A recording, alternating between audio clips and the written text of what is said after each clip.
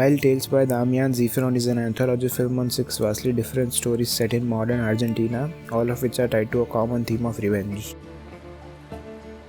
There are many great things about Wild Tales, but the thing I like the most and want to talk about is that it respects its audience. What do I mean by that? In simple words, it means inviting the audience to partake in the storytelling. Let's start by listening to this snippet from a TED Talk delivered by Andrew Stanton of Pixar. It confirms something I really had a hunch on, is that the audience actually wants to work for their meal. They just don't want to know that they're doing that. That's your job as a storyteller, is to hide the fact that you're making them work for their meal.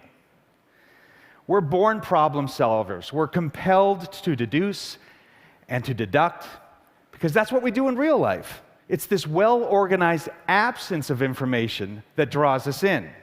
So how does Wild Tales make you work for your meal? Let's take an example from the fourth segment of the film titled Bombita, where our main character Simon's car is stowed away by the authorities, and the events that follow turn his life upside down. In the setup, we learn that Simon is a demolition expert. He gets a cake for his daughter's birthday where his car gets stowed away. He goes to the municipal parking lot to get his car back and misses his daughter's birthday.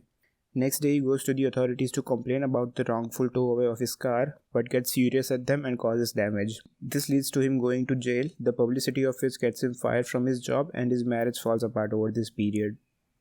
And while he's on the job hunt, his car gets towed away. Again.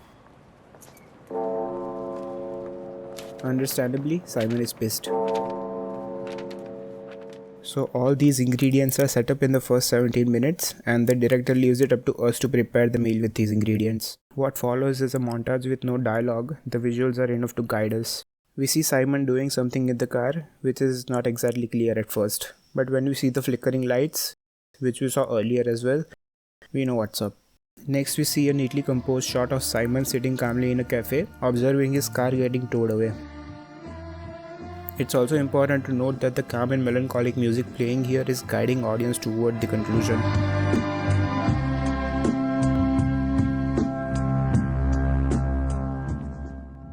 The car is parked by the authorities, and we are just waiting for it all to blow up. Tengo que pagar primero y discutir después. Exactamente. Hasta que no pase una tragedia no van a parar ustedes.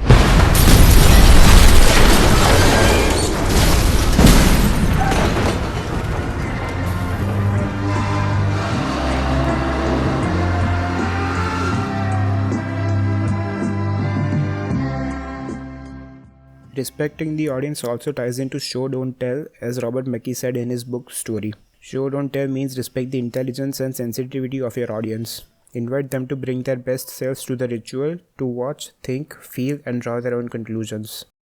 Let's take a scene from the fifth segment of Wild Tales titled La Propuesta to examine this. In this segment, a teenager from a wealthy family commits a hit and run on a pregnant woman, resulting in the death of the woman and child. The family gets distressed by this, the lawyer visits them, and they are looking for a way out. What will they do? Here's the scene that follows. We simply see the camera change focus from the father to the groundskeeper, back to the father, and we know the father has made a decision. A decision to approach the groundskeeper to have him take blame for the accident, in exchange for $500,000 as we learn later. From both these examples, we can see that it is more engaging for an audience if the director does not spoon feed the information and lets the audience fill in the gaps, just giving them enough context to do so. Do check out Wild Tales if you haven't, and thanks for watching.